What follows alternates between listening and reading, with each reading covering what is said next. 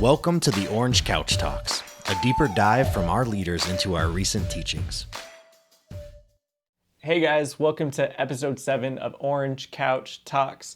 I'm Andrew, the campus pastor at Phoenix, and I'm here with Jackie, our lead pastor in Cross Church. How you doing today? I'm good. I'm seeing you repping the Cardinal gear. You know what? It's a great day to be a Cardinal. It was a rough weekend 2 weekends ago, but this week we got a miraculous catch and we feel like we're back in it. The Hail Murray, full of grace. It was amazing. It was a miraculous moment. I streamed a little bit. Yeah, I was texting you. I was happy. We were both in finally won. shock. Yeah. And then we get Chris Paul. It's a great day for sports in the Valley. I feel like it had to balance after how bad the weekend was with USC and ASU losing USC and the Cardinals the week before. So ASU plays football? not anymore. Yeah, it's going to be a while. Yeah, totally. But hey, let's get into the real stuff. This weekend, we tackled some heavy topics that Jesus addresses in the Sermon on the Mount. You hit lust, adultery, divorce, and really telling the truth. So it was just like... I didn't hit those. Jesus hit those, right? We were just forced to deal with it. Yeah, I would have skipped right over all that stuff, but not Jesus. We can't take things out of our Bible and just say it's not there, right? I think there's a curse if you do. Okay, yeah, fair enough. So let's just hit on some of these topics, and I want to take kind of people who are watching right now, our church family and us, a little behind the curtain, and have you share your heart a little bit, and because we ask our people to reflect on these questions, so let's reflect on them ourselves a little bit. So first hardball question I have for you: have you ever committed adultery? This is the orange couch, not the hot seat, right? And I'm happy to tell you I've been married, I don't know exactly how many years. Sorry, honey. A lot of years. 30 plus, all right? And it's a long the time. answer to that question, if I were to give you the Old Testament definition of adultery, answer, absolutely not. What's the Old Testament definition? To physically commit adultery with a woman other than your wife. Okay. Have sexual relationships with a woman other than your wife physically. So what's the New Testament, and have you committed adultery upon that definition? You tell me, what's the New Testament definition? Well, Jesus lays out in this passage pretty harshly that if you've lusted or looked at another woman, and that look is kind of to gaze upon, then we have committed adultery in our heart. Yeah, and just ultimate transparency, I would say, sadly, given that definition, yes. I think lust is something that is every man's struggle. Yeah. And every woman's struggle, actually. My pastor, lifelong friend, I talk to him now about once a month. And he's just a man's man, and I appreciated that as a young pastor.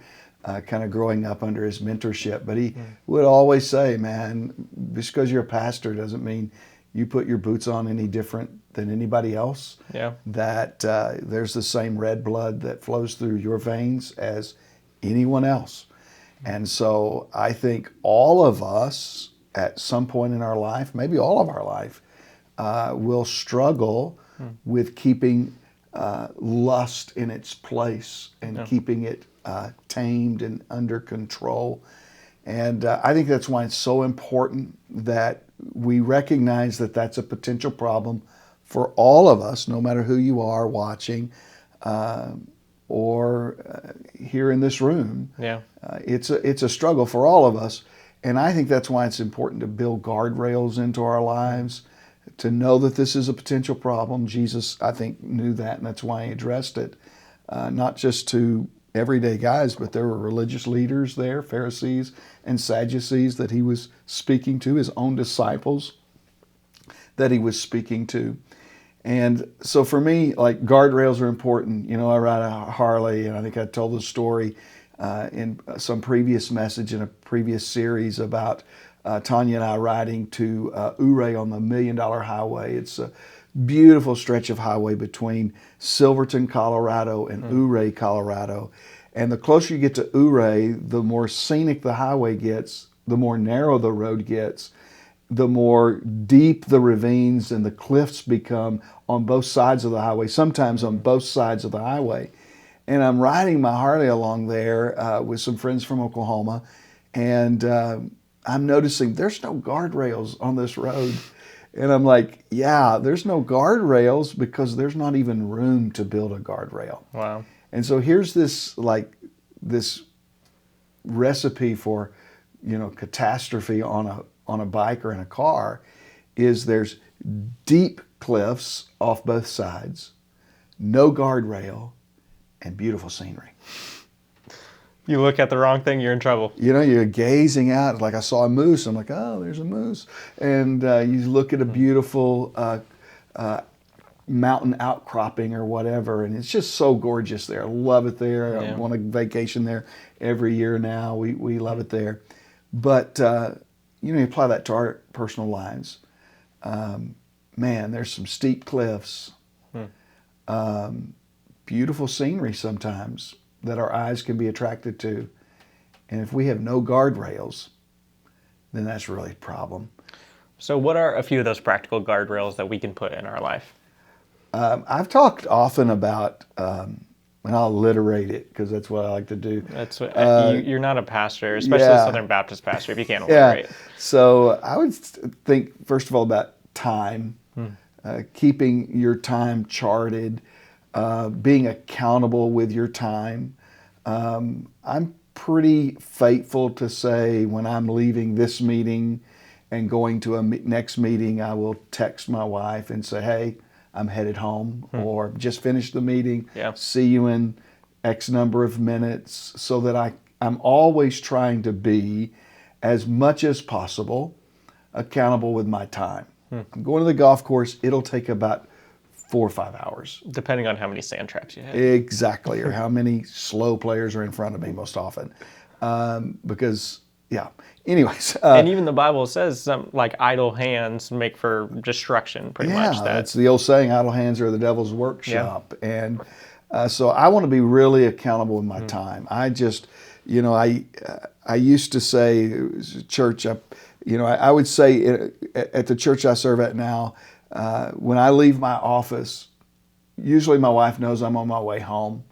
And for me to have an affair or whatever, I'd have to do it in the 10 minutes it takes to leave my office along Cotton Lane between there and Onyx Avenue. So the likelihood's not great. I'm going to be accountable with my time. Yep. The other thing I would say to people is be accountable with your tech, with your technology. Man, how important it is for your wife to know the password, just little things. For your wife to know the password to your phone, the password to your computer. Yeah. Because in a moment of temptation, and I just want to say to you, trust me, we all are going to be tempted. And temptation in and of itself is not sin. Yeah. And so we're tempted in moments of weakness. For me, that's when I'm stressed or I'm tired or whatever. And in those moments of temptation, if I know, I've got a backup plan here, that if I were to be on this site or do this, send this text or whatever, and my wife came along behind me and picked up my phone, she could see potentially what was on my phone. And so that just is like a fail-safe kind of system. Yeah, you don't plan on doing it, but if you have some like, if I do this, there's not only like long-term consequences, it's going to affect your intimacy with God and your spouse, but if there's some potential short-term consequences, I think that's really good. So I would say, man, build those guardrails. On one side, a guardrail of time, on the other side, a guardrail for your tech, because that's such a big issue.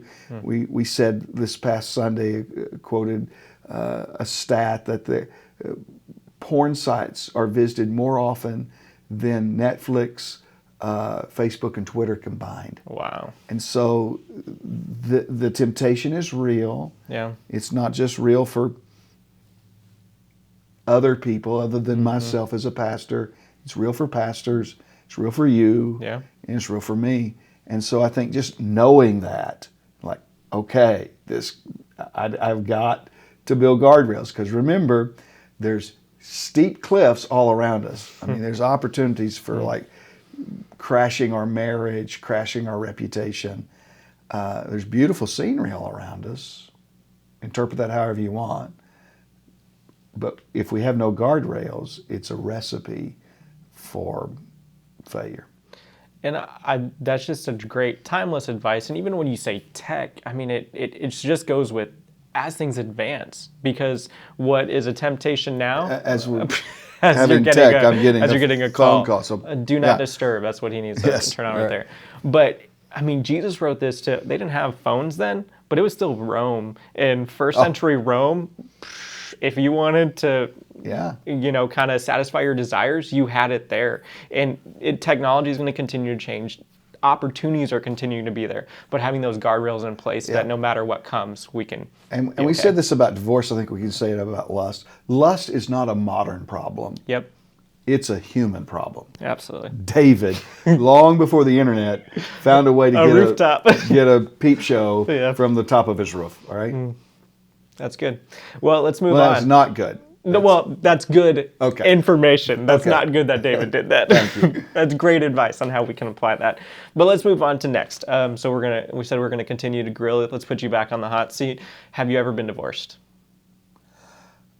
Not that I know of, unless Tanya's filed paperwork that I'm aware of after we're watching this speaking. first segment. You got a phone call, so who knows? It might have been her attorney.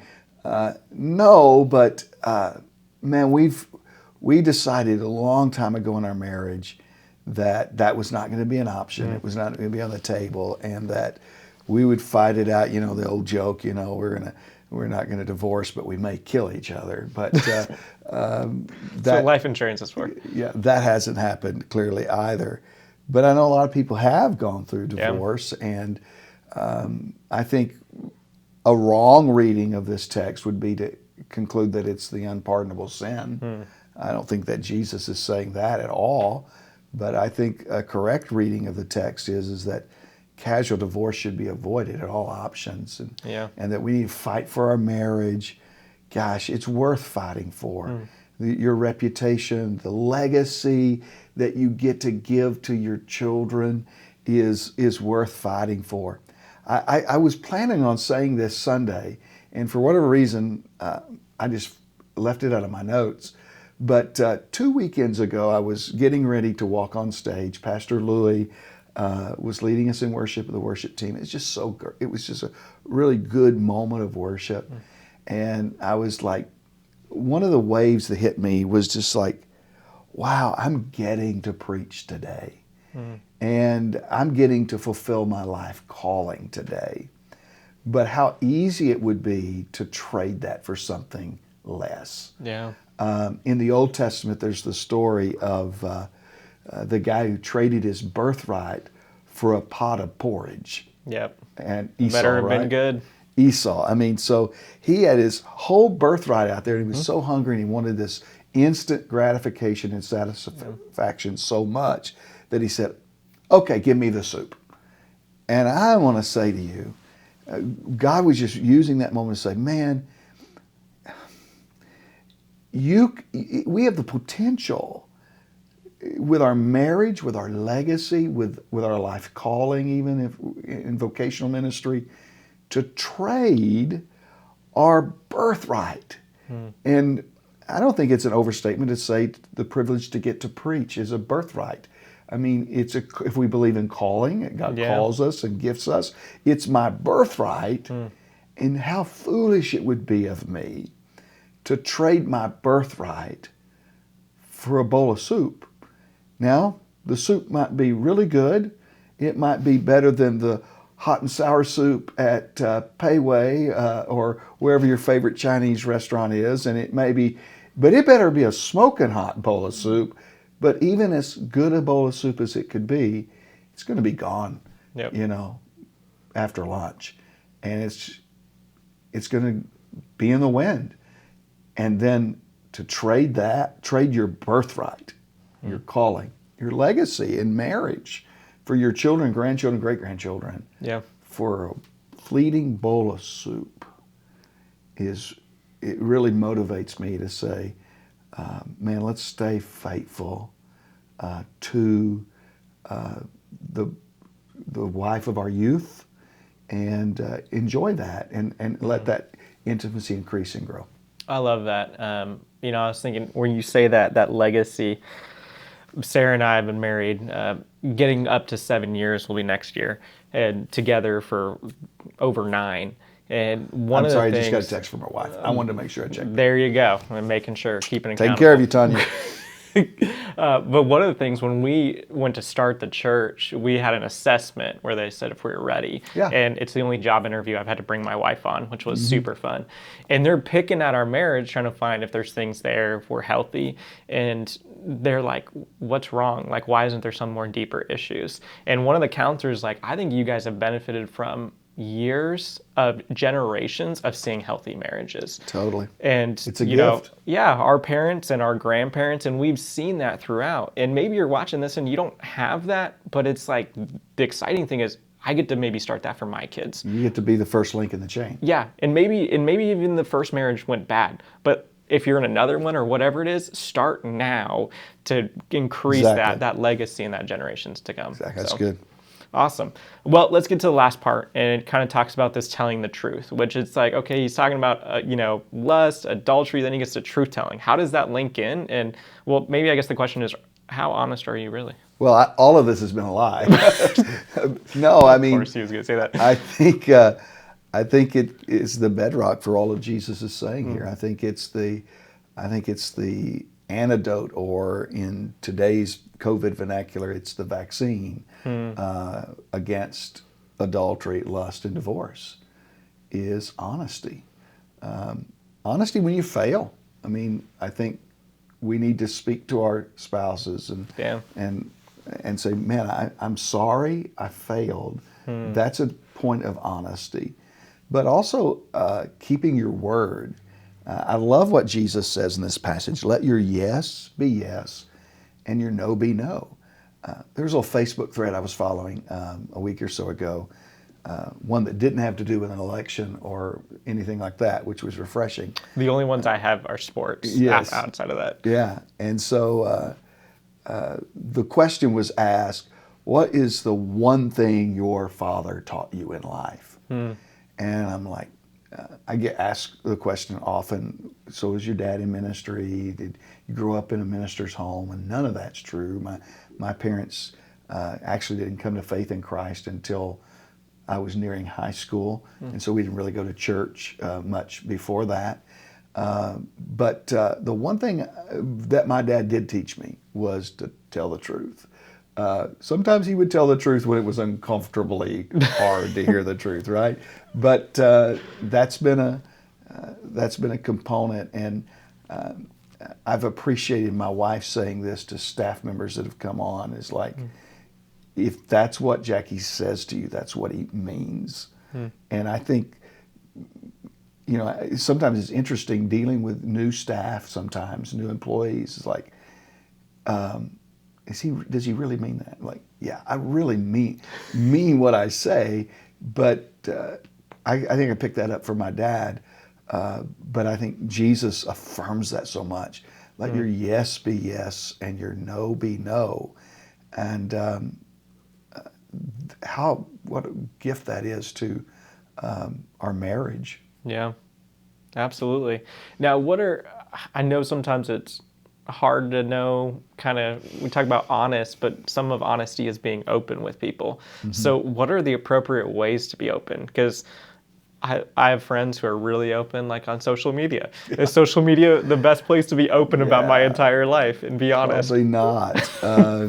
I always get a little uncomfortable because every time we go to take me into a men's retreat, one of the big conversation points in a men's retreat is accountability and share your struggles, and there's always that one guy that just like takes the whole bottle of aspirin and like, no, let's share those in a more, let's talk to a counselor about that, not to the group at large. And we've been introduced to a saying from our mentoring coach is like, don't bring sheep into shepherd conversations. I'd also say don't bring children into parent conversations. Yeah, that's good. Don't bring employees into employer conversations. There are some conversations that need to be had, no doubt about it. Yeah. But they need to be had with the appropriate people in the appropriate setting, because outside of that, it just feels like you're vomiting over everyone, and it's like nothing healthy comes from that. So I would say, yes, be honest. Like, you're not being dishonest with, just not airing your saying dirty anything, yeah. laundry over everybody, but you ought to be honest always. But when you share some things, it sometimes needs to be with the appropriate people. Yeah. In the appropriate setting, and hopefully that allows you to get the appropriate result. I like that. And that's one of the things we talk a lot about here at our Phoenix campus especially. We have a Celebrate Recovery ministry, and some of the tenets is so much of that is it is the safe place, the right setting where you can share.